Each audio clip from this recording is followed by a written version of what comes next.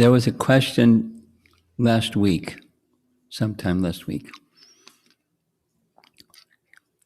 Why did Ram tell a lie? Because he doesn't tell lies. Remember that question? I'll read because it details the question. And there's an interesting answer because after some research.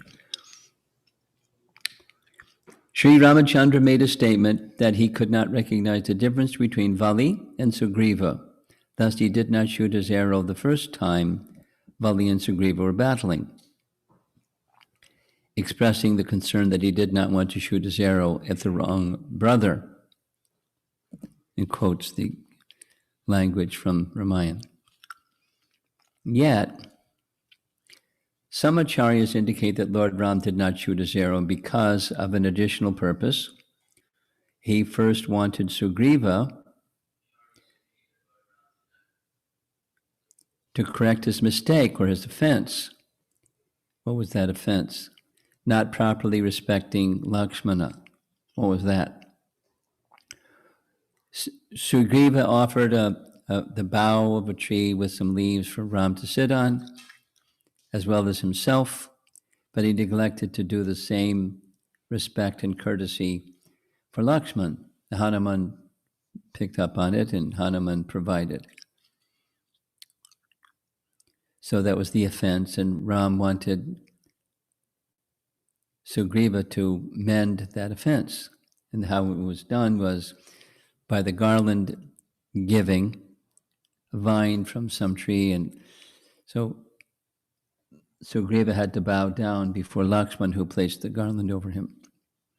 And by bowing down before Lakshman, that counteracted the offense. So the question someone asked was, since Ram is known to be perfectly truthful, how to understand this discrepancy? Namely, his speaking an untruth, when he always speaks the truth. So I gave an answer that evening. There's an elaboration on that answer. The answer I gave that evening was it's possible that both were true. That is, he actually couldn't distinguish between Vali and Sugriva, so he spoke the truth. And there was an unspoken reason, and that unspoken reason was there was an offense. So he didn't speak that there was an offense, but that was an internal and unspoken reason, so it doesn't mean an untruth. So it turns out there's a commentary from our acharyas that says almost the same thing, very close to the same thing.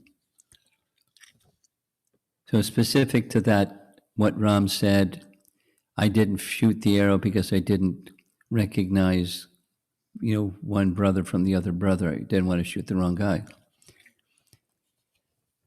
Here's the commentary on that verse. In Yuddha Kanda, Sarga 117, verse 11, there's a celebrated verse which says, Atmanam manusham manye ramam darshayatam datmajam. Anyway, the first line of this verse, there's a second line, can be translated as, I, Ram, consider myself as a human being, the son of Dasarath. This is throughout the whole of the Ramayana. He considers himself to be of this world. In telling Sugriva that he couldn't distinguish Vali and Sugriva, Ram is true to his Leela, that he will stay as a human being and not have any divine powers.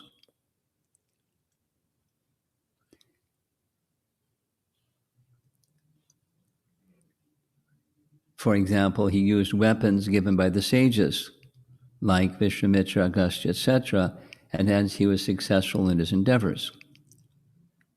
He didn't use the Sudarshan chakra or something. That's the human side. In correcting Sugriva subtly, however, he's playing the role of the Supreme Lord, Thus, Lord Rama is exhibiting his divine and human nature simultaneously. The feature of the Supreme Lord is imperceptible, while that of human nature is perceptible. Perceptible. That's the translation from, I guess, from Tamil. Perceivable.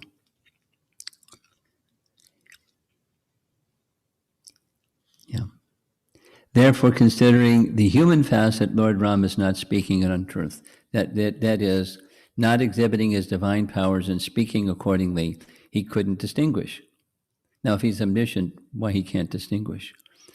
But in keeping with how he perceives himself, he's not speaking an untruth. He couldn't see the difference between them. And the other part was unspoken, but the way that I've described it here. One additional inner contemplation of Ram, namely that he wanted Sugriva to correct his offense, displays the gentle and subtle kindness of Ram. Lord Ramachandra exercised his grace and his ability to correct another's mistake in a simple, non-confrontational manner. You know, the grace of God. Doing it gently rather than otherwise. And there's a nice story in this connection. There lived a Sri Vaishnava preceptor by the name Nanjir about 900 years ago. Often the king of the land would come to listen to his discourses. One day, the king took exception to one of Nanjir's explanations. Nanjir was speaking on the Ayodhya Kanda of Valmiki Ramayana. The same verse. Valmiki describes the many splendid qualities of Ram. He says, Ram is none other than Vishnu himself, who had come to earth to kill Ravana. Ram is mighty, courageous, without envy, and given to speaking in gentle tones and words. Ram remembers only the good that people have done for him. He does not keep in mind any harm that people might have done.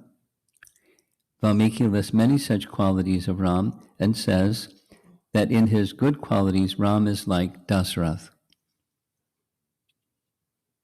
The king could not accept this comparison of Ram with Dasarath. The king said, how could Dasarath, who had weakly given in to Kaikeyi's wishes, ever be equal to Ram?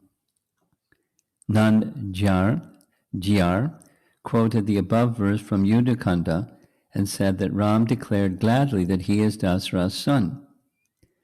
The verse is spoken in the context of the celestials during the battle, celestials telling Ram of his divine qualities. Ram replied that he thinks of himself as human, as Ram, the son of Dasarath. Would the Lord have so declared it if he did not have regard for Dasarath? When the Lord himself has regard for Dasarath, how could anyone think otherwise? In other words, there's this theme that seamlessly moves back and forth or sometimes is simultaneous, where the divinity of Ram is exhibited and the humanness of Ram is exhibited. And the humanness of Ram is not a deception, it's just his Leela and how he perceives himself from this Yudhakanda description.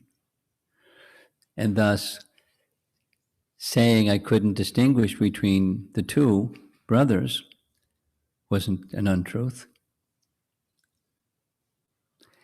And the other was also not an untruth, but it was the concealed divinity part of his life in which he very subtly and graciously corrected.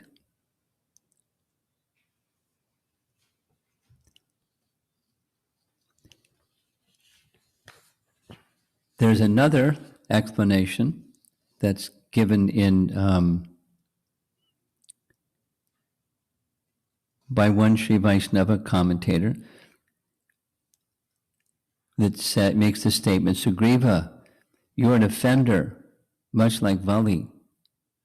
I don't see a difference between you two.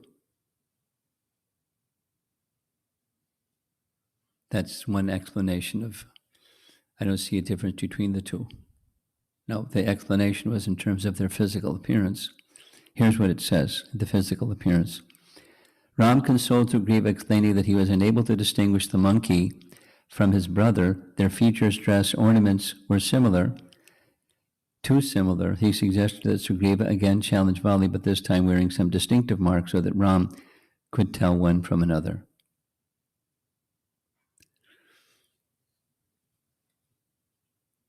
So there's two explanations possible. And then there's a third that I was reminded, someone did some research, and during the Dandak Yatra, the same comment came up. The comment when the combat between the two, and why did Ram say what he said? The response I gave at that time, they're just some statements that we can't understand. They're inexplicable. And ponder and ponder and ponder, and they remain inexplicable. They're just beyond our capacity to understand.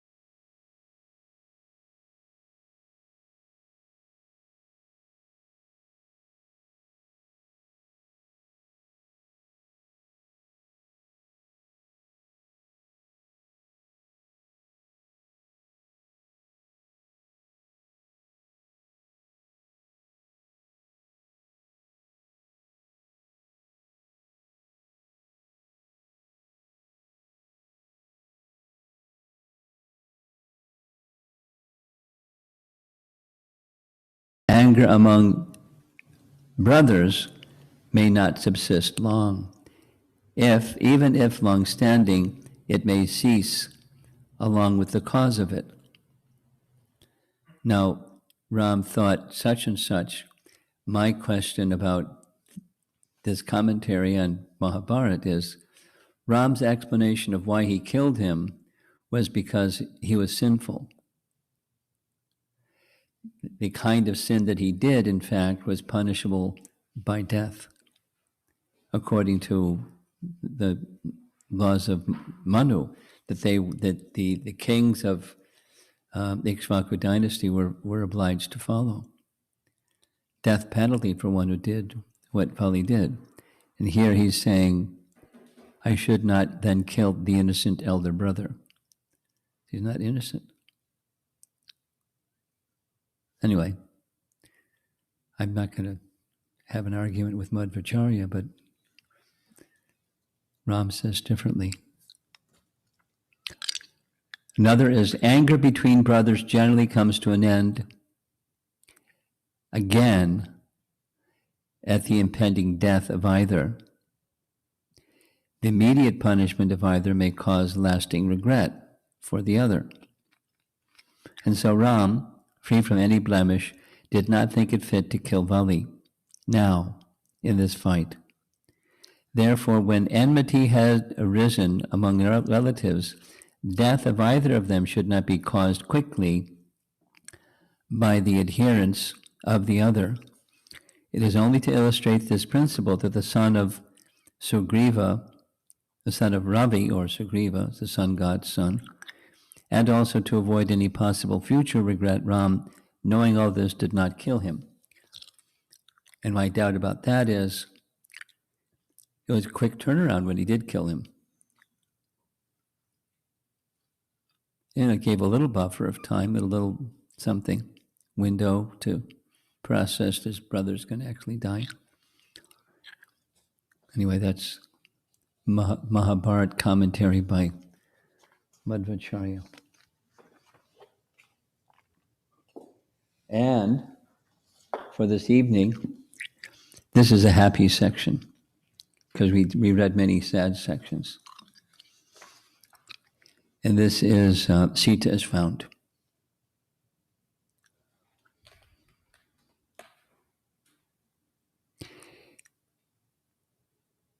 In the tree, Hanuman considered what to do next. He wanted to comfort Sita and give her Ram's ring, but he was not sure how to approach her. She would likely think him to be Ravana in disguise, using sorcery to trick her. She might cry out and alert the Rakshasas. What then? He could be killed or captured. How would Ram's purpose be served if that happened? What other monkey could leap across the ocean and return? Hanuman thought carefully. He decided to remain in the tree and sing praises of Ram so that Sita could hear. The Rakshasas had moved away to a distance and would not notice. Hanuman started to speak out loud. Now, this is a celebrated 95 verses where the glories of Ramchandra are sung by Hanuman. Very nice section. Here's just some of it. In the city of Ayodhya there lived a great ruler named Dasarath. That lordly king begot a valiant son named Ram, who possesses every good quality. Going to the forest in obedience with his aged and pious father, Prince Ram slayed in battle many violent demons. Hanuman related in brief Ram's history up until the time of Sita's abduction. He described what had happened to Ram in her absence since then, leading up to his own leap across the ocean and arrival at the Ashok Grove. Sita was struck with wonder to hear the voice from the tree. She looked up, and all around her, feeling joy upon hearing Ram's activities described. As she gazed into the boughs of the tree, she saw among the leaves Hanuman's tawny figure. The small monkey sat humbly with his palms folded. Immediately she became afraid. Who was this creature? What was he doing in the tree? Was this Ravana's trick? But remembering the auspicious omens, Sita became thoughtful. She prayed to the gods that Hanuman's words might prove true. Hanuman slipped down from the tree and bowed low before Sita with his joined palms raised above his head. I assume you are Sita, consort of the highly blessed Ram. I am an envoy dispatched by Ram to seek you, O noble lady. Along with his brother Lakshmana, Ram waits in grief for some news of your whereabouts. Sita felt overjoyed to hear of Ram, but she was still suspicious. What if this was Ravana? Nevertheless, upon seeing the monkey, she was feeling a strange calm and peace of mind. She looked carefully at Hanuman and asked, How can I know that you are not Ravana? Hanuman reassured her. He described the features of both Ram and Lakshman in great detail, telling her everything he knew about the two princes.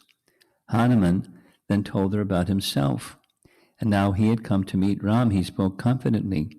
Now that I have found you, I will soon return to Ram. You will see your Lord arrive here before long, marching at the head of an unlimited number of powerful monkeys and bears. Hanuman showed her the ring Ram had given him. He handed it to Sita, and she immediately recognized it. She was now convinced by Hanuman. Standing up in excitement, she felt unlimited joy. Her eyes shed tears of happiness, and her face shone brightly. She praised Hanuman.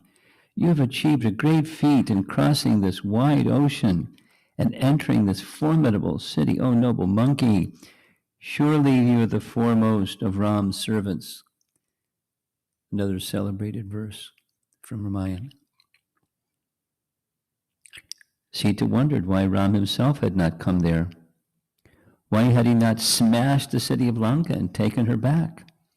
Was he still strong in mind and body? Was Lakshman well? She questioned Hanuman eagerly, and the monkey replied, Ram does not know your exact whereabouts, O godly lady. So this is another one of the human features, not deception. Anyway.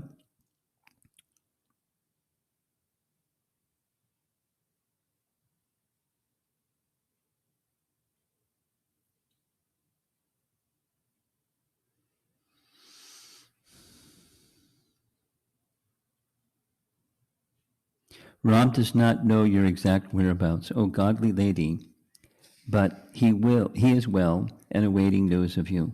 As soon as he hears my report, he will come here with his army and rid the world of Rakshasas. There can be no doubt whatsoever. Hanuman assured Sita that Ram was always thinking of her. Indeed, his mind was distracted by grief due to her separation. He could not eat properly and hardly slept. Ram sat for long periods gazing into the distance, sighing heavily. He would not even brush from his body gnats and mosquitoes, oblivious to everything as he thought of Sita. From time to time, he would call out her name and shed tears. Sita felt simultaneous joy and grief as she heard of her husband and his own grief for her. She sat lost in thought of Ram for some time, looking like the bright moon seen through a veil of clouds. The monkey's words were like nectar mixed with poison. She could not tolerate hearing of Ram's sorrow. Her beautiful eyelids, with their long black lashes, fluttered as she blinked away her tears. She spoke to Hanuman, who sat with his palms folded and head bowed. O valiant monkey, you must quickly bring Ram. Only a short time remains until the merciless Ravana will have me killed. The demon will not heed any good advice and is bent on bringing about his own destruction, held as he is in the grip of death. Sita told Hanuman that she had heard how Ravana's brother and minister Vibhishan had repeatedly exhorted the demon king to return Sita. He and other wise Rakshasas warned Ravana that keeping Sita would result in the annihilation of the Rakshasas, but Ravana would not listen. Sita had heard this from Vibhishan's wife, who had befriended the princess. When he heard that Sita's life was threatened, Hanuman became alarmed. He spoke urgently. Let me take you from this place immediately, O princess of Mithila. You may climb upon my back, and I shall leap across the ocean with ease. Do not be fearful. I could easily carry the whole of Lanka, Ravana, and all. Therefore mount upon my back, and I shall transport you to Ram's presence this very day. She looked at Hanuman, who still appeared like a normal monkey. less than half her size. She spoke in surprise. Your proposal is surely quite monkey-like. O gallant one, how shall I ever get on your back? Hanuman was piqued, like irritated. This was the first time his strength and power had been questioned. Obviously, Sita was not aware of his abilities. He needed to give her a demonstration. Hanuman began to expand his body, growing to a huge size. He looked down at Sita and said, I have the capacity to lift up this entire island, with its hills, woodlands, lakes, city, defensive walls, and the very Lord of Lanka, Ravana himself. Be done with your hesitation, O princess, and allow me to carry you to Ram. Sita gazed in amazement at Hanuman, who stood before her like a tawny mountain. She was reassured by his ability, but was still doubtful about traveling on his back. She said, You are like the wind god himself, dear monkey. When you fly with great speed, it will be difficult for me to hold fast to you. The force of your flight will likely render me unconscious. I will then fall into the ocean, only to be devoured by fierce aquatics. Sita also feared that Hanuman would not be able to leave Lanka with her. The Rakshasas would spot them and give chase. They were capable of fighting in the air with powerful weapons, and Hanuman would be hard-pressed to retaliate as he flew with Sita on his back. She explained that there were still other reasons why she could not take up Hanuman's offer. I have vowed never to touch the body of any man other than Ram. I am already mortified due to being grasped by the sinful Ravana. I could not voluntarily touch another man, nor would I allow another one other than Ram to rescue me, thereby diminishing Ram's fame. I therefore prefer to wait for my Lord, confident that he will soon arrive. Hanuman nodded in assent to Sita's words. She was right. It would not be possible for her to cling to him while he flew swiftly back, and he respected her chastity, which was without comparison in the world. Resuming his normal size, he said, I shall now go back to Ram. Please give me some token so that he will know that I have actually met with you. Sita replied to him in a voice choked with tears, You may give him this token in the form of a message. Remind him of the time when we lived together on Chitrakoot mountain and how I was once attacked by a crow, and Ram gave me protection. Sita told Hanuman a detail about the incident. The crow in question was Indra's son, and he had wanted to witness Ram's prowess. He attacked Sita, whereupon Ram had thrown a blade of grass at him, imbuing it with the power of a Brahmastra. The powered grass had chased the crow across the universe and finally destroyed one of his eyes. Ram would remember this incident and know that only Sita could have recalled it. Hanuman asked if Sita had any message for Ram. The princess replied, You should report to Ram my wretched condition. Although I have the invincible Ram as my protector, I now appear like one forlorn. He should lose no time in rescuing me. He is capable of advancing against the entire host of gods and demons united together, what to speak of Ravana. She took from her cloth a brilliant celestial gem which she had used to decorate her hair. Handing the yellow jewel to Hanuman, she said, Give the gem to Ram and say to him, Even as Vishnu rescued the goddess Earth from the depths of the ocean, you should descend into the midst of the Rakshasas and save me. O monkey, deliver this message to my lord. Hanuman took the jewel and bowed low to Sita. It was time to leave. But he wanted to first test the Rakshas's strength. Now that he had actually penetrated into Lanka, he saw his opportunity. If he could incite the Rakshasas to fight with him, It would give him some idea of their force and power. And besides that, Hanuman wanted to do some damage to the demon forces before he left.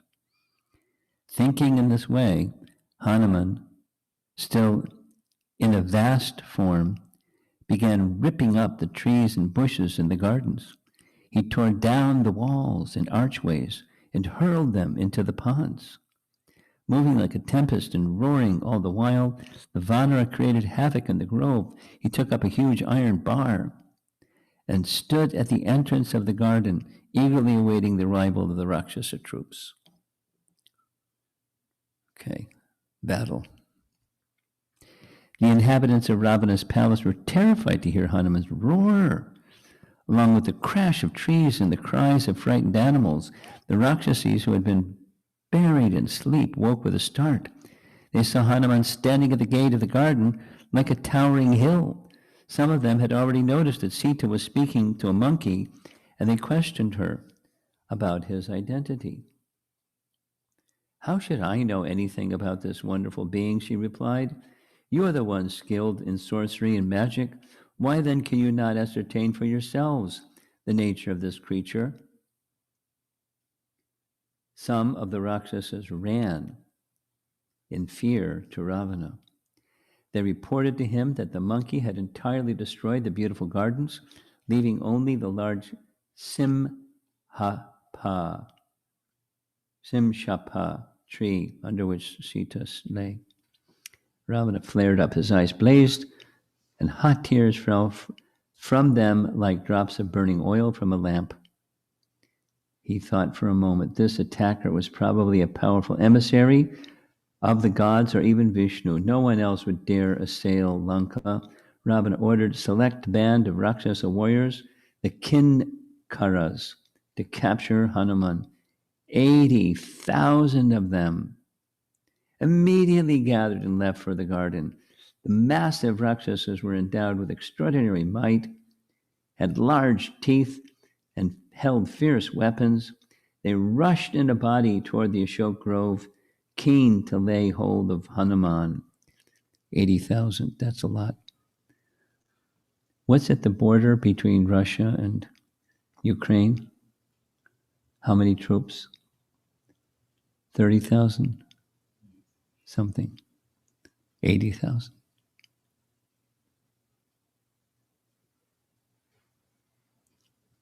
Seeing the colossal monkey, they darted at him like moths toward a flame.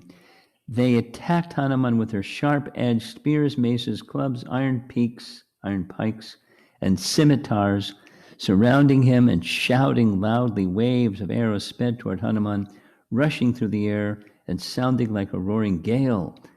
80,000. Hanuman assumed an even larger form. He lashed the ground with his tail and uttered a great cry, "Victory to Ram and Lakshmana! I am Hanuman, the son of the wind god, and I'm here as Ram's servant. Not even 1,000 Ravanas can withstand me. I shall destroy Lanka and then return to my master." The Kinkaras were struck with fear upon seeing Hanuman's size and hearing his booming voice, which shook the earth. They closed in on him in thousands. Hanuman whirled the iron bar and began striking the demons down, bounding into the air and tearing through the Rakshasa ranks. Hanuman swiftly annihilated them. He moved like the wind and could hardly be seen by the Rakshasas. In a short time, they were virtually wiped out. A few of them survived and ran back to Ravana. The demon king became even more furious. He ordered one of his great generals. Which one? Starts with a J. Jambamali.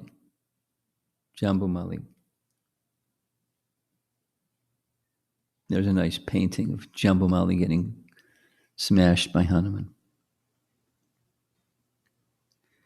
The Rakshasa bowed to Ravana and went out for battle. Clutching his golden bow, Jambamali mounted a chariot drawn by 100 tall steeds with heads of fiends.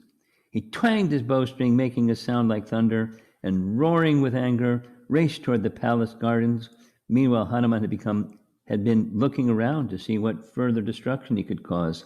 he saw an enormous temple atop a great hill where Rakshasas worshipped their guardian deity. He quickly climbed up the hill and scaled the side of the temple, which appeared like the sheer face of a mountain. As he went up the wall of the temple, the effulgent Hanuman resembled the rising sun, repeatedly crying out, "Victory to Ram!" He began tearing down the buttresses and large stone arches all around the temple. In minutes, he reduced the entire edifice to a pile of rubble. Hanuman leaped down from the hill and spotted Jambamali coming toward him. The demon was dressed in crimson robes, with a garland of bright red flowers around his neck and a chaplet of red jewels on his head. Large gold earrings were shining brilliantly from his blackish blue pointed ears. He roared loudly and fired 100 long shafts from his bow. Hanuman also roared when he saw the demon. He stood joyfully in front of the bellowing Rakshasa. Jambamali pierced the monkey all over with terrible arrows. With one large crescent-headed shaft, he struck Hanuman in the mouth, while with a number of barbed arrows, he hit him in his arms and legs. His head stained with blood, Hanuman looked like a large red lotus in the sky. He was infuriated and took up an immense boulder, hurling it with tremendous force at Jambamali. The demon laughed and instantly released 10 powerful arrows, which smashed the flying rock into fragments. Enraged, Hanuman then uprooted a salt tree and whirled it about. Jambamali then again shot his razor-sharp arrows and cut the tree to pieces.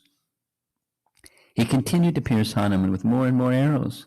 The monkey lost his patience and again took up the great iron rod with which he had slain the Kinkaras.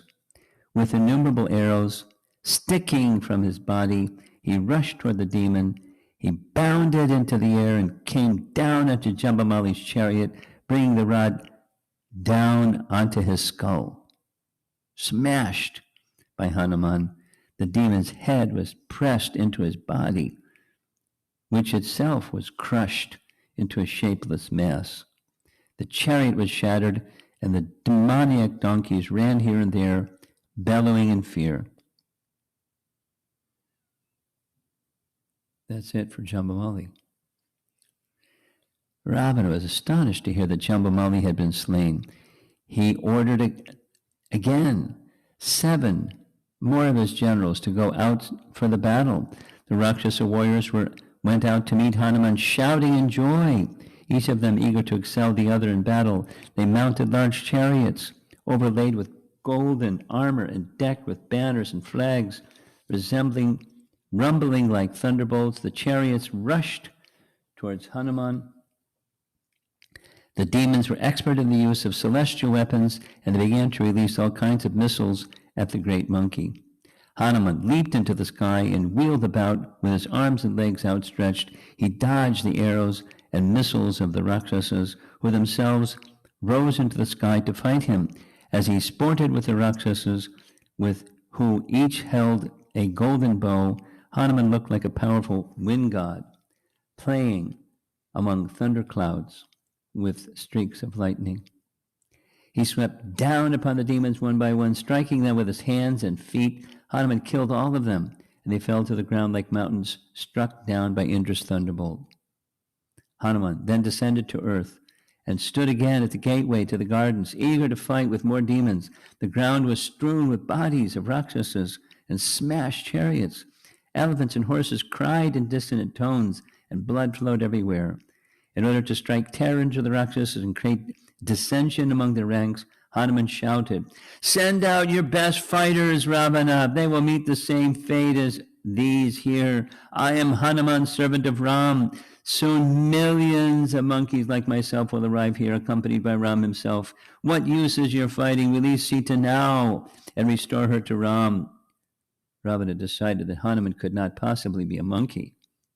Surely he was a divine being created by the gods. The demon had seen some mighty Vanaras, but this one seemed extraordinarily powerful. Still, Surely he could be vanquished. Ravana and his warriors had overcome the gods themselves. It should not be too difficult to overpower the monkey, whoever he may be. Ravana summoned 5 more, especially powerful leaders of his army, encouraging them by praising their strength and skill in battle. He sent them out to capture Hanuman. Good luck. He had to find out who this monkey was and why he had come to Lanka. But one after another, Hanuman slew the Rakshasa generals. He struck down the first 3 with his thunderbolt-like fists. The other 2 then assailed Hanuman from the 2 sides, hurling their fierce weapons with great force. Hanuman, who himself looked like a mountain, tore off the top of a nearby hill, complete with its beasts, snakes, and trees, soaring upward with that great crag, it's a mountain peak. He brought it down again upon the 2 demons and completely crushed them. Whew. Hanuman then began slaying thousands of other Rakshasas who were gathering there. He killed warriors by striking them with other warriors. Elephants and other elephants, and horses with horses. The ground was covered with corpses. Hanuman appeared like the time spirit in capital letters, bent upon the destruction of all created beings. Ravana considered the situation. This being was formidable. He had wiped out a number of his near invincible Rakshasa chiefs. Nevertheless, how could anyone ever defeat Ravana? That was impossible.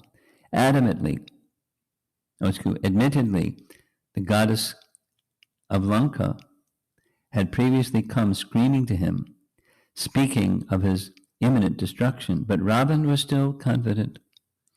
If necessary, he himself would deal with the monkey, but first let him contend with Ravana's powerful sons. That should take care of him. Ravana turned to Prince Aksha, who was by his side. Spurred by his father's glance, Aksha rose from his seat and went out for battle. He mounted his golden chariot, which shone like the sun. It was yoked with 8 celestial steeds, all as swift as thought. A large red standard, that's a flag, studded with bright gems, flew from the bejeweled pole. Rows of fierce lances and javelins were arranged alongside numerous quivers and razor-headed arrows. 8 long and terrible-looking swords were fastened to the sides of the chariot in silver scabbards, emblazoned with golden moons and stars. Urging on his steeds, Aksha rose above the ground and swept toward the gardens, accompanied by thousands of other demons on elephants, horses, and chariots. The Rakshasa prince arrived before Hanuman in a few moments. He paused for a minute to assess his opponent's strength. Aksha was awestruck to see the mountainous monkey standing ready for combat. Hanuman looked to him like a blazing fire of universal dissolution.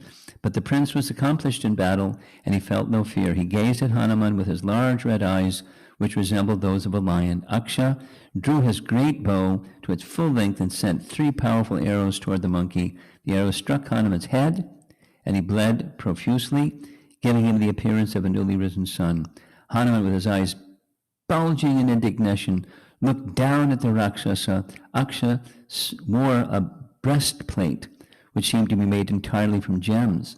It shone so brilliantly. His golden armlets flashed while he worked his beautiful ornate bow.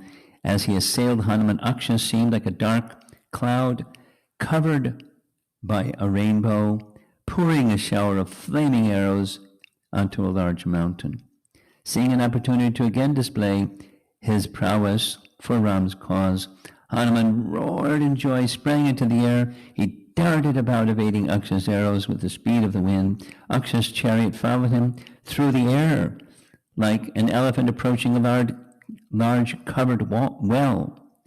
The prince continuously fired his deadly weapons at Hanuman, who wheeled about like a firebrand. Witnessing the fearful encounter between Ravana and the Rakshasa, the gods were amazed. The sun grew dim The wind ceased blowing, and the sky echoed with loud shrieks. Even the sea convulsed, and the Trikuta mountain shook. Hanuman considered the prince was a worthy opponent, although only a boy. The Rakshasa was growing in strength as he fought. He stuck to Hanuman wherever the monkey flew and pierced him with thousands of razor-sharp arrows. Hanuman became more and more infuriated, and he made up his mind to kill Aksha. Suddenly turning as he was pursued by the prince, Hanuman struck the 8 steeds with his palms and killed them outright. As his chariot descended to the earth, Aksha rose up into the air, holding his bow and sword. He resembled an effulgent rishi who had quit his body through yoga and was ascending to the realm of the gods. As the prince flew through the sky, Hanuman met him and took hold of his 2 legs. Spinning him around violently, the monkey swiftly descended from the air and dashed him to the ground. With his bones smashed and his body bathed in blood, Aksha fell dead. Whew. If you like battle scenes, this is good. Hosts of rishis, yakshas, and nagas who ranged the stellar sphere had gathered in a body in the canopy of the sky to watch the conflict. Observing Hanuman's stupendous feat in killing Aksha, they applauded and rained down celestial flowers. Ravana was filled with grief and rage. He turned to his eldest son, Indrajit. The prince had earned his name, the conqueror of Indra, by once taking captive the mighty king of the gods. He had command of all mystic missiles, including even the infallible Brahmastra, presided over by Brahma himself. Ravana extolled his son at length. He ordered him to go out and take Hanuman captive. The Rakshasa king felt confident that Indrajit would succeed, and he watched with affection as the obedient prince marched out for combat. Indrajit rushed out like the sea on a full moon day. He mounted a chariot drawn by 4 saber-toothed tigers of immense size. With an arrow fitted to his bow, he swiftly arrived before Hanuman. Upon seeing the banner Indrajit had seized from Indra, Hanuman roared loudly in joy, realizing that he faced the famous conqueror of Indra. The crash of the wooden tom-toms and war drums which accompanied Indrajit increased Hanuman's martial ardor. He grew even further in size and again leaped into the sky. Indrajit fired his long-shafted arrows, which were covered in gold and had beautifully feathered ends. They screamed through the air with their steel points, glowing bright red. Hanuman moved rapidly in all directions and skillfully avoided them. The Rakshasa released more and more deadly shafts, and they traveled in long lines like streaks of lightning. But the Rakshasa could not hit the swiftly moving monkey, nor could Hanuman find any opportunity to take hold of Indrajit. The gods and the rishis were struck with wonder as they watched the 2 accomplished warriors wheeling about in the sky. The Rakshasa realized that Hanuman was formidable, but he was a created being. If he was a created being, then he would surely succumb to the might of the Creator's weapon, the Brahmastra. Indrajit fitted to his bow the special arrow he reserved for the Brahmastra. He chanted the mantras sacred to Brahma and released the missile. Hanuman, instantly bound by the divine force of the irresistible weapon, fell to the earth with his limbs stunned. He understood that the Brahmastra had overpowered him, and he considered the situation.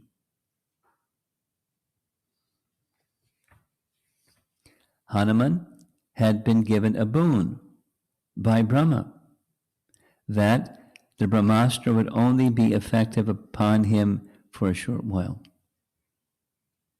He knew he would soon be released. But this was an opportunity for him to be taken before Ravana himself. That would be useful. He could deliver a stern ultimatum to the Rakshasa on Ram's behalf, and then make his escape. Having reduced his body to its normal size. Hanuman was surrounded by a large number of fierce Rakshasas who quickly bound him with large ropes, hitting and kicking Hanuman.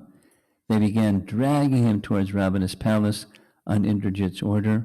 Hanuman feigned fear and, even as the effect of the Brahmastra wore off, allowed himself to be taken to Ravana.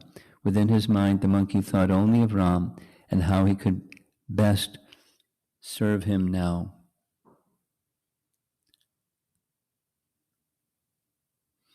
The demons dragged Hanuman into Ravana's great assembly hall and threw him before the Rakshasa king. Ravana's fierce-looking ministers reviled Hanuman. Some said, "Let him be thrashed, roasted alive, and devoured." But Ravana was inquisitive. Who was this being? Why had he caused so much havoc in Lanka? The demon turned to his chief minister and ordered him to interrogate Hanuman. The monkey immediately said, "I am a messenger arrived from Sugriva, king of the Vanaras. Both he and I are the servants of Ram, the lord of this world." Hanuman looked up at Ravana. He was awestruck by the demon's opulence. Ravana sat on a vast crystal throne, studded with gems, and raised on a platform of gold. On his head he wore a brilliant diadem. That's the word for a crown. We found that yesterday. Set with priceless jewels and encircled with strings of pearls, his limbs were decorated with numerous gold ornaments inlaid with diamonds. He wore valuable silk robes, which was adorned with crimson sandal paste, painted with peculiar designs. His ruddy eyes were at once terrible and yet as attractive as large lotus petals. With his 20 powerful arms, he looked like a mountain infested by 5-hooded serpents. On both sides, he was being fanned by elegantly adorned young women. Next to him sat his 4 principal advisors, who leaned across to him, offering advice and reassurance. Hanuman gazed intently upon Ravana, admiring his power and opulence. Surely the demon could have been the leader of the gods and the protector of the universe, were he not given to violent and sinful acts. If this demon were enraged, he could doubtlessly turn the entire world into one large ocean. Prastha, Prahasta, Ravana's chief minister, was doubtful about Hanuman's identity, and he questioned him. "Take heart, O monkey. We will soon release you, but first tell us who you really are. Are you an envoy of Vishnu, thirsty as he is for conquest over the demons? Perhaps you were sent by Indra or one of the other gods. Speak the truth. We do not hold you to be a monkey, for your power is great indeed." Hanuman responded that he was indeed a monkey. He again declared himself to be Sugriva's messenger. "We are Ram's servants. He cannot be conquered by any being in all the worlds. Take heed of the advice I shall now offer for your own good, O Ravana." Hanuman told Hanuman the history of Ram and his exile into the forest, leading right up to the assembly of the Vanara hordes at Kishkinda. All these monkeys, Hanuman warned, were as swift and powerful as Hanuman himself. No one could resist them in battle. Seeking to create fear and dissension among the Rakshasas, Hanuman spoke boldly. "You should immediately release Sita before it is too late. Otherwise, you will soon see an ocean of monkeys and bears descending upon Lanka. Ram and Lakshman will stand at their heads, loosing arrows which are as powerful as Indra's thunderbolt. Not even all the gods united together could keep the princess of Mithila from Ram. If you value your life, restore her to Ram today." Hanuman then described Ram's prowess. Ram could dissolve the universe with his arrows and immediately created anew. Not even Brahma or Shiva could stand before Ram in battle. Lanka and its Rakshasas would not present even the smallest obstacle to him. Ravana had placed the noose of death around his neck when he stole Sita. His only hope now was to go before Ram and beg his forgiveness and mercy. Ravana didn't like that. Ravana was overcome with wrath. Opening his eyes wide, he exclaimed, "Kill the insolent monkey!" Hearing this command, Ravana's brother and counselor, Vibhishan, immediately objected. It is never acceptable to kill a messenger. No virtuous ruler would even consider such an action. If necessary, the monkey can be punished in some other way. Ravana angrily replied that Hanuman had acted sinfully. He had destroyed the Ashok grove and killed many Rakshasas, but Hanuman replied that he had acted only in self-defense. He was only a monkey. His monkey nature had made him playfully tear down the gardens, and then he had been attacked by many fierce warriors. What could he do but fight back? When Hanuman stopped speaking, Vibhishan continued to argue against his execution. Ravana's eyes blazed with fury. He always found his brother's advice hard to accept, but Vibhishan was wise. That much Ravana could accept. The demon king decided to inflict another punishment upon Hanuman. Monkeys are fond of their tails, Ravana said, with a smile. Set his tail alight, then parade him around the streets of Lanka. After that, if he survives, he can return home in a wretched and mutilated state. The Rakshasas quickly carried out Ravana's command. They tied oil-soaked cloths around Hanuman's tail and set them alight. Hanuman spontaneously expanded his body and began lashing the demons around him, cursing. They dragged him from the hall and out onto the streets of Lanka. His tail ablaze, the giant monkey marched behind his captors, carefully surveying the city. After all, this was an opportunity for further reconnaissance, so he could advise Ram how the city could be best attacked. Some of the Rakshasas reported to Sita that Hanuman was being paraded through the city with his tail alight. Upon hearing this news, Sita felt aggrieved. She prayed mentally to the fire god Agni, "If I possess any merit from service to my husband, and if I am truly devoted to Ram, then please prove cool to Hanuman." At once Hanuman felt the fire on his tail to be cold. He wondered how could that be possible. Surely it was due to Ram's power, or perhaps it was due to Sita's mercy. Ram's god-like spouse is dear to all beings, Hanuman thought. The fire god would certainly try to please those devoted to her service. We have about a page left. As Hanuman went along Lanka's streets, he was derided and abused by the demons. The monkey decided to make his escape. He was tied around his torso with thick ropes that bound his arms to his body. Hanuman suddenly reduced his size and slipped free from those ropes. With a shout of victory to Ram, he sprang into the air. He bounded across the rooftops and made his way towards the city's northern gate. As he leaped, he set fire to the mansions of the Rakshasas with his flaming tail. Assisted by his father Vayu and by Agni himself, Hanuman soon had a large part of Lanka blazing. Hanuman again assumed his colossal size and roared like the thunder cloud that appears at the time of universal dissolution. Many buildings in Lanka cracked and fell, blazing to the ground.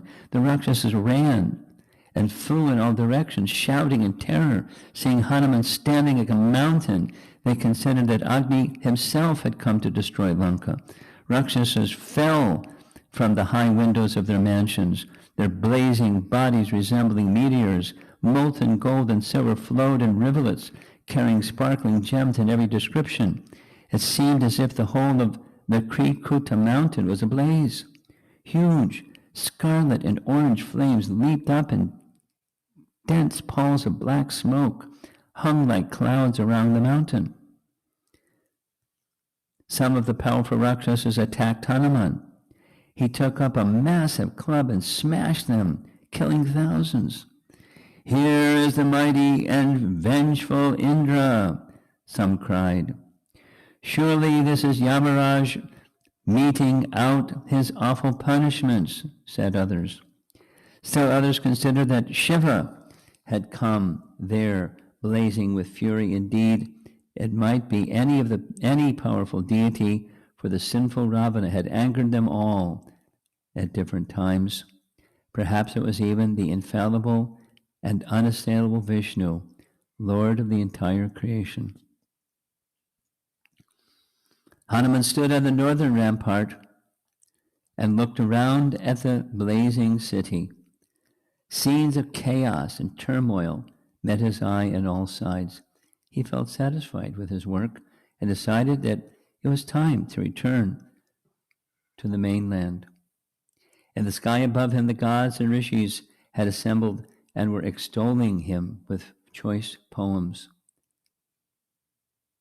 But a sudden apprehension seized Hanuman. What about Sita? Surely the princess had been burned alive in this immense conflagration. How had he been so impetuous? Hanuman cursed himself for falling a victim to anger. Under the impulse of anger, a person could kill his elders or rebuke those worthy of his worship.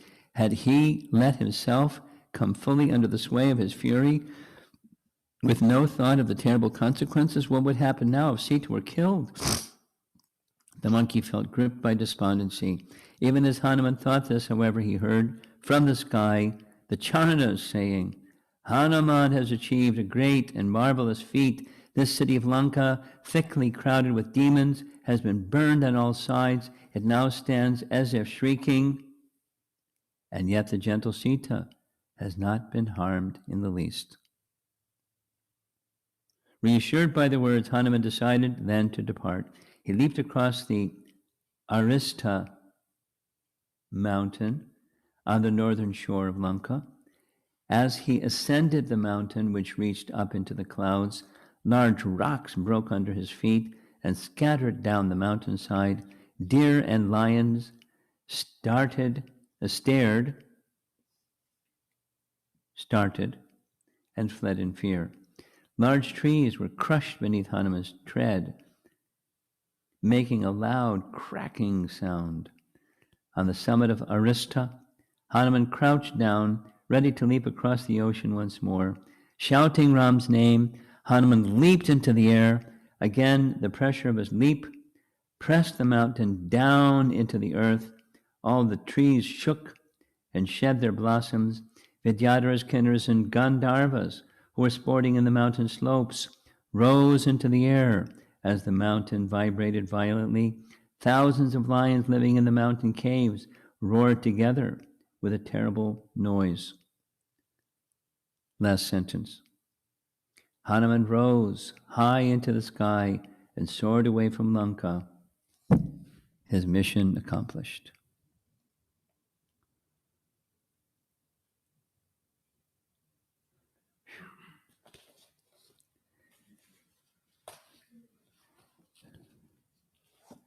Great epic.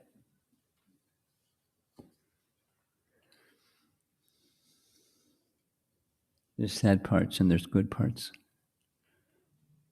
or joy-filled parts. Lots of emotion. And the emotion, by design, is all centered on Lord Ramachandra.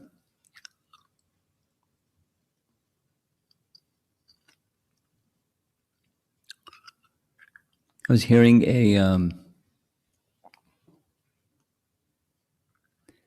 a description written by one of our acharyas. I can't forget which acharya. To understand the literature, there are 5 factors that should be looked at to understand what's the message and purpose of that literature. And going through all those 5, I'll have to go through it again and share it with you maybe tomorrow. Let's see. It's all to, hearing the glories of Lord Ram. So even when there's, the sorrow parts, it's all glorious, the qualities of Ram, the glories of Ram. The section that we read, there's some very celebrated verses. Sita's statement that Hanuman is the best of all the servants. This section ends the Sundarakanda, and Sundarakanda is, celebrated because Sundarakanda is all about Hanuman. And what's Ramayana without Hanuman? Although he's not in the Chaturvyuha group, he's such a celebrated personality.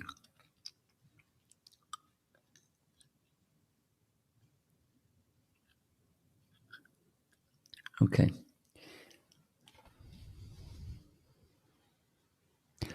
Let's see if there's some discussion. We'll start. Anyone in the room here? And then we'll go to online people. Hare Krishna, Guru Maharaj, wonderful description of Hanuman's pastimes and Yes. his dedication and his mood. Like he was constantly saying that servant of Ram's, I'm servant of Ram. His conscious, although he was physically powerful, but he was revealing himself, his conscience was servant of Ram, servant of Ram. So the question is, I see like Hanuman here taking that he's so vulnerable. He's going into the demonic place, and he's doing a service on behalf of Lord Ram, which is a lot of risk. So the question is, I see the same pattern with a lot of the devotees, empowered devotees of the Lord, like Prabhupada also coming here, piercing our heart with the love of the Lord. So, and it means a lot of austerities, So what I see is fearlessness, and how they're able to sustain that fearlessness in midst of such challenges. There's no fear, like in middle of such a huge demonic place, and is fighting out. He knows he can lose his life, and I see the same pattern with other advanced devotees also. So they feel consciously protected, although they feel the physical austerity. Like Hanuman was hit with a lot of arrows and all that.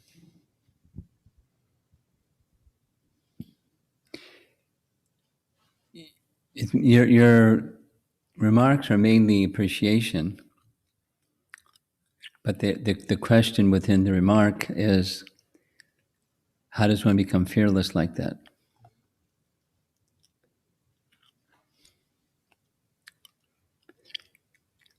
Well, you probably know how I'm going to answer this question. A celebrated verse from the Bhagavatam is to understand how fear arises and how fear is dissipated. And fear arises from absorption in a bodily conception. And with that bodily conception, one forgets oneself and one forgets the Lord and one's relationship with Him. And so how does that fear get dissipated or fearlessness become established? Is by associating with sadhus, and in their association, hearing messages of transcendence and becoming absorbed in those messages of transcendence. So the opportunity for us, the same opportunity is there as these great souls. And the great souls can give us inspiration, like heroes to look up to. And like the question came this morning of, perfected souls, but we're not perfected souls. So how do we act in such a way they're not imitating? We just follow them. So, but it's the short answer, by the process of hearing the Lord's activities and his devotees' activities, which is the same spiritual potency as hearing the Lord's activities, and becoming cleansed and having our faith nourished, the material conception being relieved. In that spiritual conception, one can overcome everything. Now, we're not there yet, but there are souls that are there, and we can take inspiration and follow according to our capacity.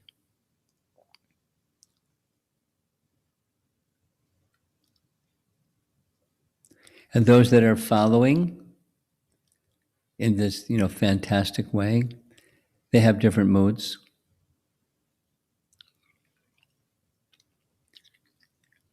And that's perfectly normal. It'd be pretty boring if it was everything was the same. Their moods are different, but that shelter in the Lord's service, our access to that, in simple terms, our access to that starts with sound, the sound of the scripture and the sound of the holy name, and associating with those that have that absorption. That's our main process of coming closer to that position.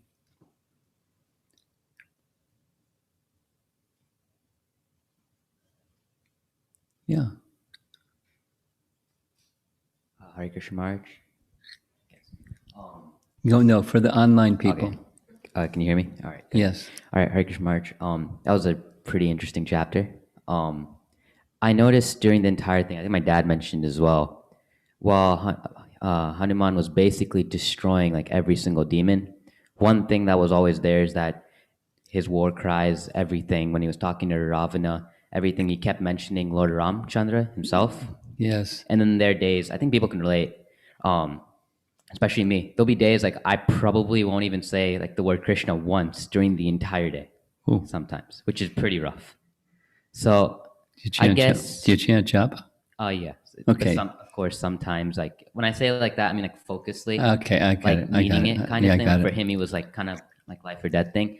So I guess I come to ask the question, right? How do you keep that mentality of like always Krishna in your head, like how It's Hanuman by did in the fight? attachment, and attachment comes from detachment. Is attached to the temporary, you're not going to be attached. When you become attached or strive for that place of shelter, you'll see there's so many ropes and things tangling you. We discussed this morning, and you have to let go of those things that are entangling you, and genuinely take shelter, because we're dependent. That's reality. And when the reality light goes on, then that sense of dependence it's comforting, because there's a protector. So in that dependent position, you have protection. And so when things arise, you call out.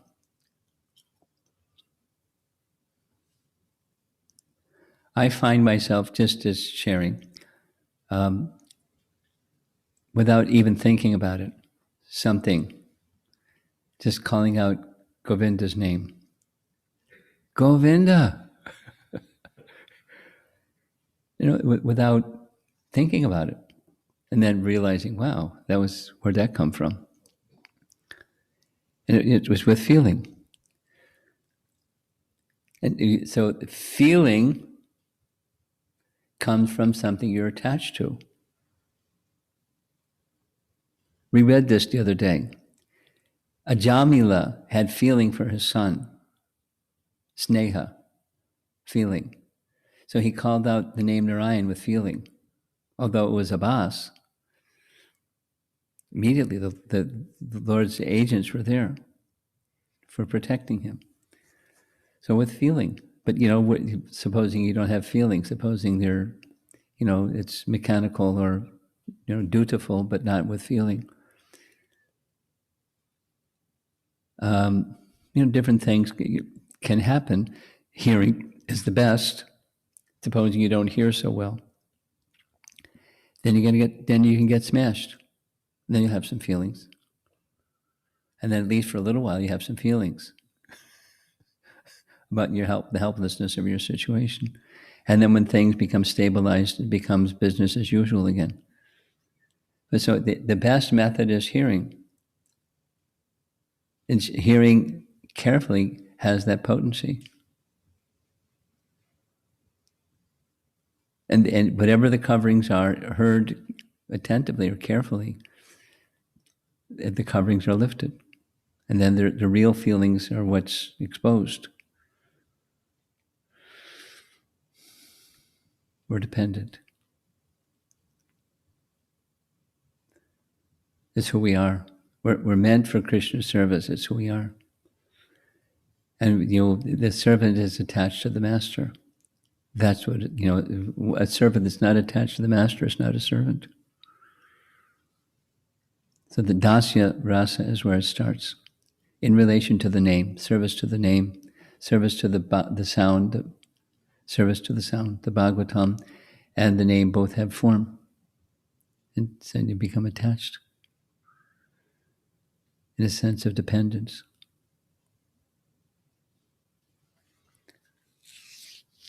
Okay.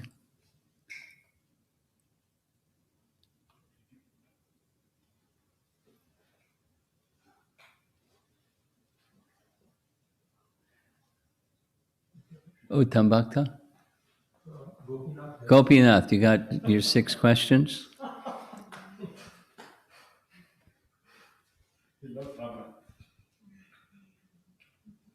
Hare Krishna Guru Maharaj, I have one question. One? We'll see how many. Go ahead.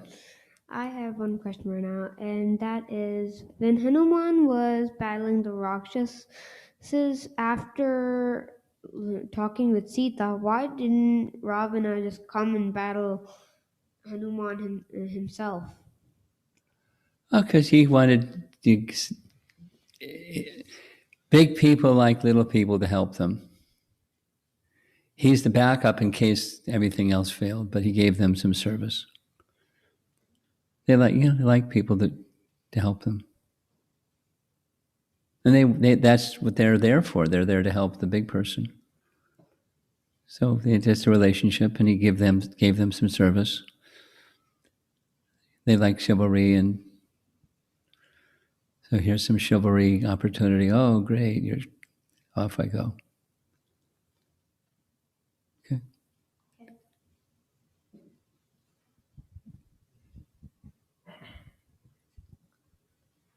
Thank you, Guru Maharaj. Some of the questions are from maybe yesterday and day before yesterday, and some from today. One of the questions I was wondering about, King Dashrath was the ruler of the whole world, and that included Lanka. Yes. So, in that sense, he didn't,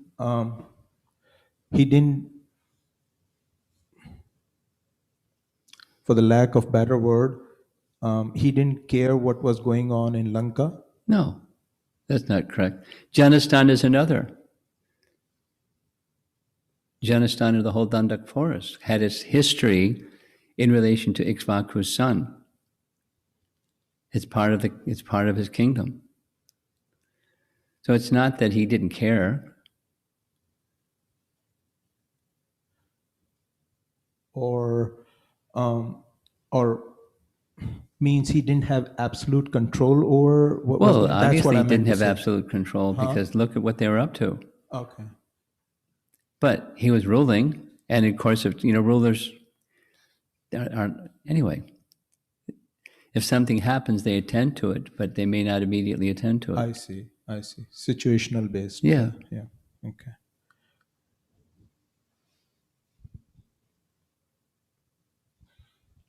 And also there was some uncertainty, at least when finding Ravana, exactly where Ravana's headquarters were. I see.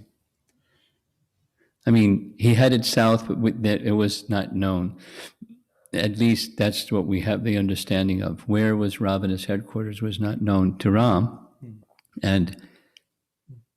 But Janastan was known. The Rakshasas that were harassing the rishis in the forest, that was known. Yeah. And in yesterday's class, there was some description. By the time I heard the class, it's too late. So when Hanuman entered Lanka, he noticed and he observed that there were scriptures being recited. Yeah. And that was interesting, wasn't it? so those Those people do pious activities, but there's duskriti. I see. That was my question. If they were reciting scriptures, Yes. and they were doing exactly But opposite. people recite scriptures and get different ideas, don't they? I see. And they recite scriptures with different motives or purposes, don't they? Yeah. Like And which that. scriptures were they reciting? That's another. I see.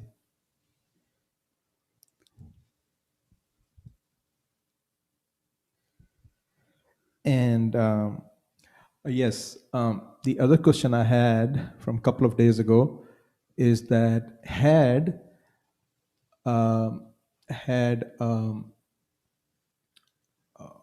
Ravana known that Sita was Lakshmi herself, would he be doing what he was planning to do? Well, you don't need to worry about that.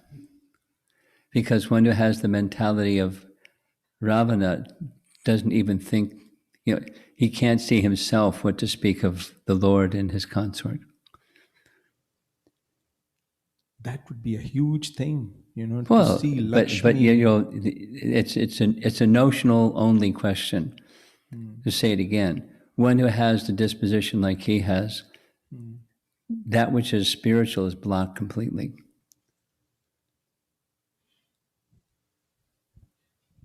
So there's a possibility to think along those lines. Yes. There's an impossibility to think along those lines, correct? What if? And the last question I have is when Sita doubted Lakshman's intentions while Ram was chasing the deer, or he was already away quite far. What is the significance of that? Is that just the, well, let me not say anything, but what is the significance of that episode? Well, in Govindaraja's commentary, I'm sure he comments. Without reading Govindaraja's commentary, I can understand that when a living entity develops a desire to enjoy separately from the Lord, which is in Govindaraja's commentary, then that which reminds one of the Lord is blocked. One sees as material that which is spiritual. It's in Bhakti Sandarbha by Jiva Goswami, it's the second stage of anarthas. The first stage is deception. The second stage is that which is spiritual, one sees not as spiritual. And the essence of the 10 offenses is to see that which is spiritual as not spiritual, and gives rise to anarthas, but the nature of anartha. So Mother Sita is helping us understand that. Yes. Okay. That's what happens when you turn away. When you have a desire that's ignorant. Separate enjoyment is an ignorant desire. Yeah. Guru Maharaj, I just thought of another question. It's a quick question. Before I came to ISKCON, I had this mentality or understanding, or my intelligence worked in that way, that since the world is doing what they're doing, that means it's okay to do that. That's the mentality I had. Means if the whole world or the majority of the people in the world are doing bad things, that means it's not a bad thing. That's the mentality I had, and so it's okay to do that. It's okay to go with that flow. I follow. Yeah. So, and then next step to that, I was thinking, because it's okay to do that, that means there is no consequence of that sin, of that bad activity, because it's okay to do that. And then Lord will forgive that because everybody is doing that. Yes. What was wrong with that mentality? What was I thinking? Now when I came to ISKCON and I associated with Prabhupada's books and devotees, that there is a consequence, although yes. the whole world is doing. Oh, yes. But you do that, there is a consequence. Yes. So my question is, where was that coming from? Where was that mentality coming Ignorance. Knowledge is covered by ignorance. As you were speaking, I was thinking of a conversation I once had in a flight from New York to Chicago in Southwest Airlines, and seated right next to me was a Columbia University student. And she chose to sit next to me. People, one of the things about Southwest is people pick their seats, and I'm one of the last ones to have somebody sit next to me. So there's benefits in wearing a dhoti. And, she sat next to me in the middle seat. That's like not a favorite seat, the middle seat. So in the course of our discussion, she was reading the Bible, and I can't remember how the discussion began, but it got into I brought up the topic, what's the essence of Christianity? Is to please Christ. And the things that are not pleasing to Christ you don't do, and things that are pleasing to Christ you do. She agreed. And by pleasing Christ, that's the goal. That's love of God, as is with any religion. And your standard is that's what's pleasing to Christ. So then I brought up the topic of vegetarianism, or thou shalt not kill. And she went through maybe 8 different quotes through the whole of the New Testament of the Bible, indicating where it's okay. And at the end, we got to our destination. I said, supposing, this isn't the Red Sea where there's fish and stuff like that, and there's nothing else, so there's fish. But you're a Columbia University student. You have affluence. You can make choices.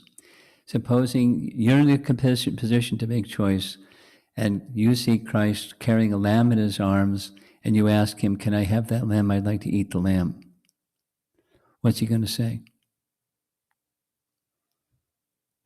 She said, it's okay. I said, just think about it. Because, how can one say it's okay? Is Christ going to say it's okay? And if he doesn't say it's okay, how can you say it's okay? You have choices. You don't have to.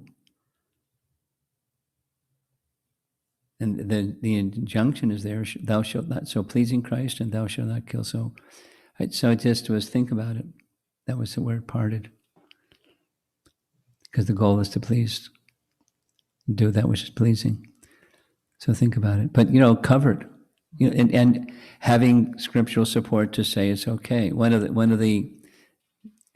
the references was something from the book of Matthew that said no one can be barred from the mercy of Christ based upon any, the standards of their life. Even the most sinful person can have the access to, but then the sinful person continues sinning. or the sinful person who takes shelter of Christ gives up that. Anyway, it wasn't. She was defensed. It was, you know, it was a very. She's an intelligent person.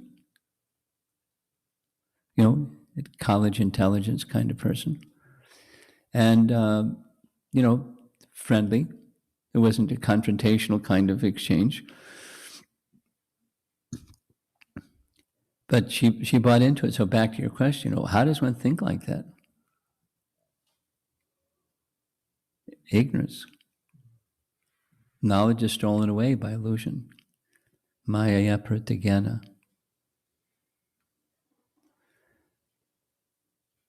Thank you, Guru Maharaj. The last point that just came to my mind as you were answering that question. So it's not even in well, it's not even okay to think that this sin will be discounted by the Lord because it's Kali Yuga and everybody's doing that. That's just another rubber crutch. Doesn't hold any weight. Let's go online. We have some online? Okay.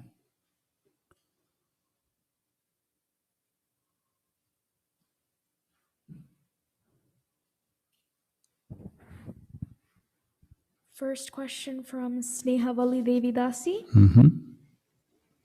You read that Hanuman was irritated when Sita was surprised on Hanuman's form and size when Hanuman asked her to come with him. How can we understand Hanuman's reaction being Dasya Rasa to both Lord Rama and Mother Sita? Why did Hanuman not understand what Sita understood? Is that the question? That's the question? Well, Sita has superior intelligence to everybody. And intelligence comes from Supersoul for Hanuman, and Sita's beyond Supersoul. So it gives us an opportunity to see Hanuman's humility, that when he hears truth, he's happy.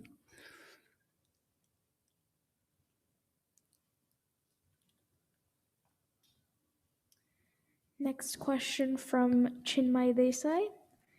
There was a mention about Hanuman tearing up a hilltop. Hanuman doing what? Hanuman tearing up a hilltop. Tearing up Ashoka, okay. Along with its beasts and serpents, and letting it fall over 2 army chiefs, crushing them. How are we to understand the unnecessary violence committed on the innocent forest creatures?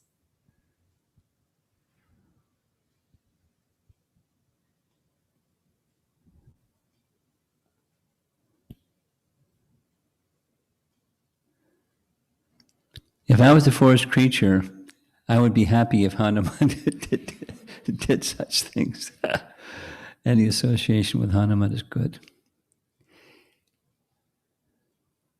It was giving, you know, a higher purpose to their life than would have been otherwise.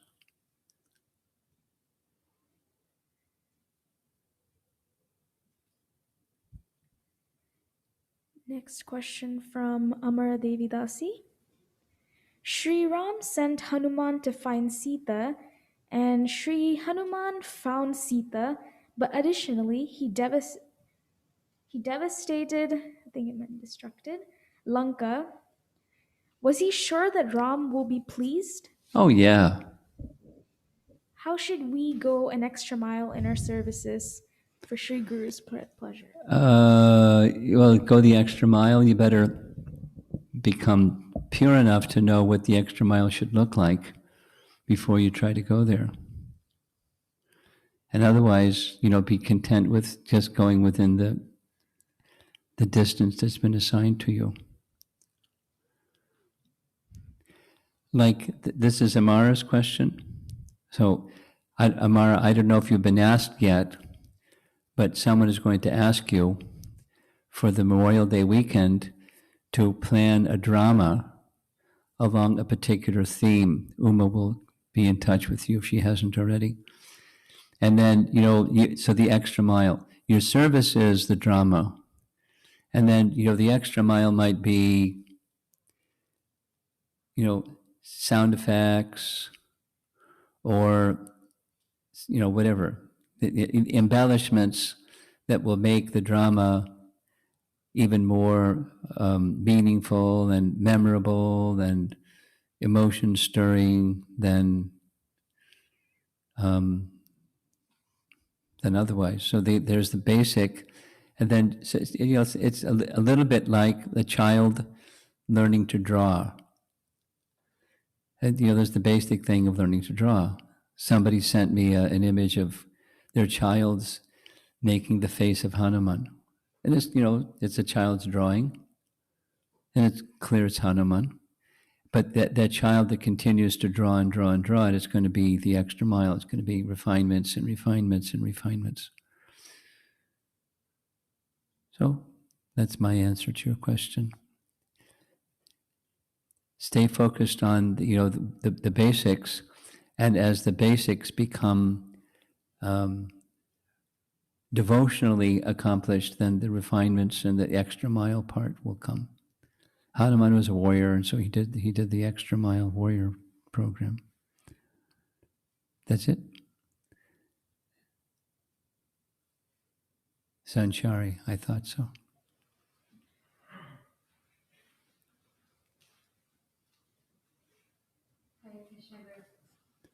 Mask. Hare Krishna Guru Maharaj. Remove the mask so I can hear you better. Okay. Thanks.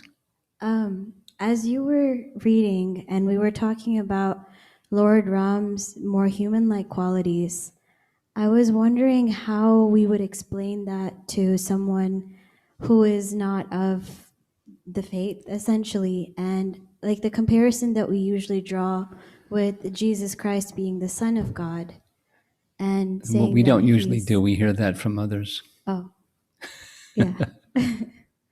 But how would we explain it and cite the differences? Well, it depends on who you're speaking to. Okay. I mean, just because you brought it up, supposing you're speaking to someone that has some affinity for Christianity, or that's what they grew up with.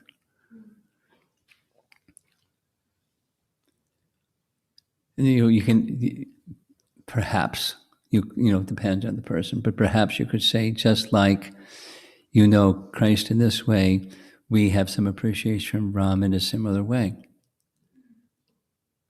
It's just to connect the dots.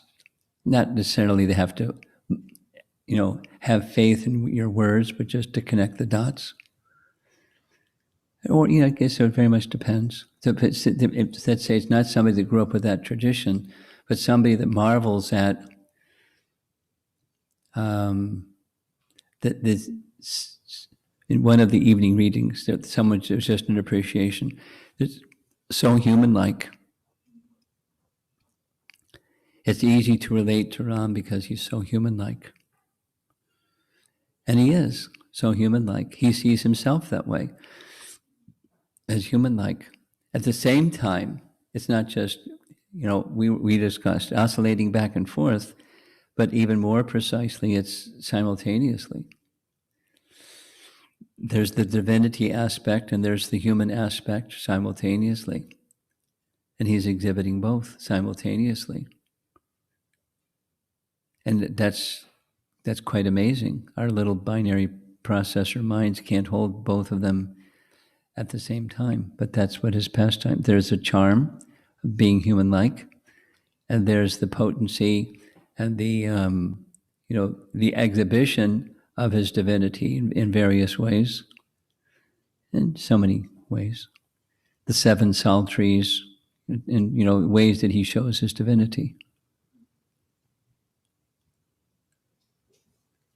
So there's a level of faith that's needed Yes, to accept yes. that. And even to have a discussion about, the weather today, there has to be some faith.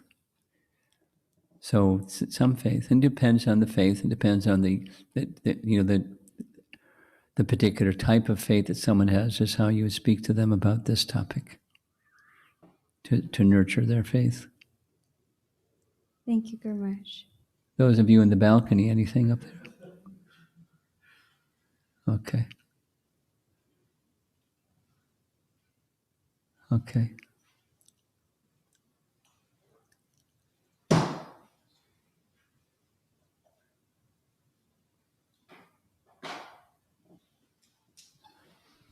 Hare Krishna Maharaj. I have three questions. I'll be quick. When you were talking about the meat eating and your discussion with the university student, Yeah. it reminded me that when Srila Prabhupada, when he stayed first in Butler, Pennsylvania, Yes. with Agarwal, they were eating meat and he was obviously very compassionate. But it looks like he didn't really preach anything there. I mean, he didn't. I don't know that detail. He's a guest in the house, and my guess is because he was a guest in the house, he didn't bring it up. Another question about Srila Prabhupada, not directly related to Ramayana, but as we read about Lord Rama's pastimes, and it's purifying and instructive, and similar with Sri Chaitanya Charitamrita, sometimes I feel greater attraction for reading about Srila Prabhupada than reading what he wrote in the books. I'm just trying to figure out if it's proper, improper, am I just going where the mind takes me, or Well, it's proper, it's not improper, and maybe it's where the mind takes you, and that's okay. Because the target is transcendence. So go to transcendence. Now, there should be a blend of tattva as well as rasa. So, a third question about the reading today. When you started reading, in the very beginning, there was a sentence that Hanuman was thinking that there is no one else who is capable of making a leap, and what will happen if I don't kind of accomplish this or find Sita, or some, there was a sentence to that yes, effect. yes. Now, that was objectively true. There was nobody else who was capable of him. But when conditioned souls think like that, that is pride, because I'm superior than others. So Yeah. how do we, and there's also the part about humility, not being artificially suppressing our own abilities. I was just trying to relate all of that. Well, we take the humble position. We don't take the I can fly across the ocean position. That's our safeguard.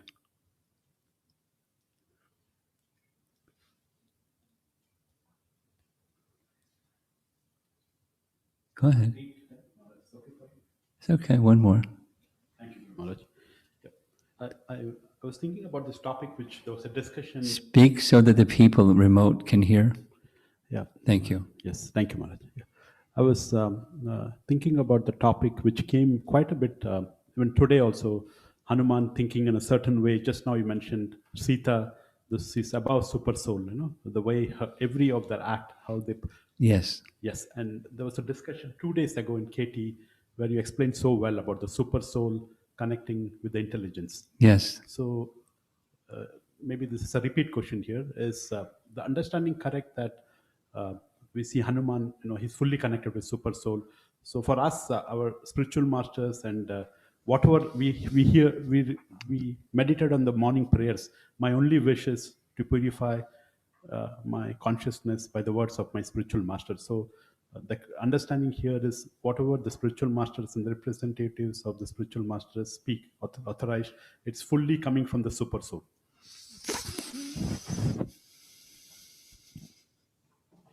In principle, yes.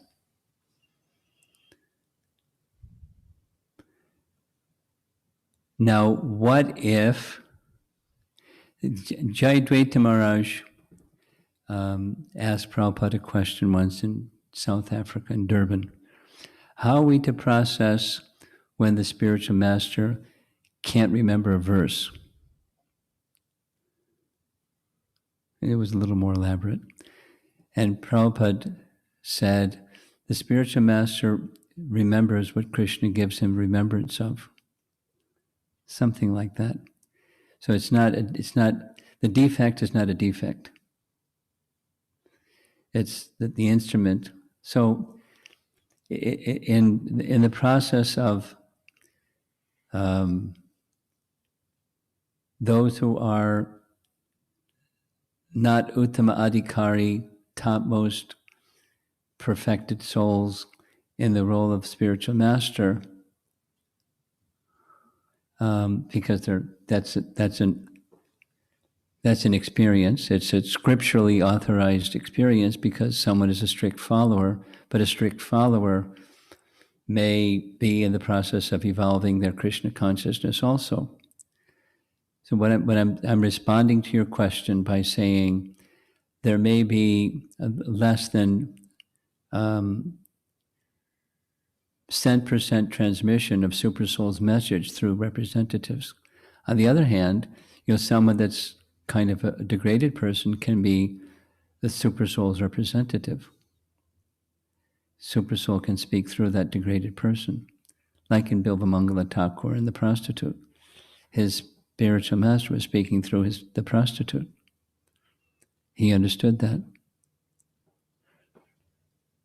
So in response to your question, yes, with a qualifier.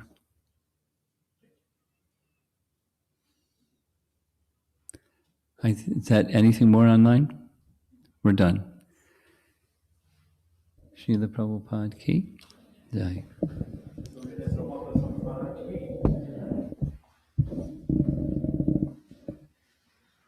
So,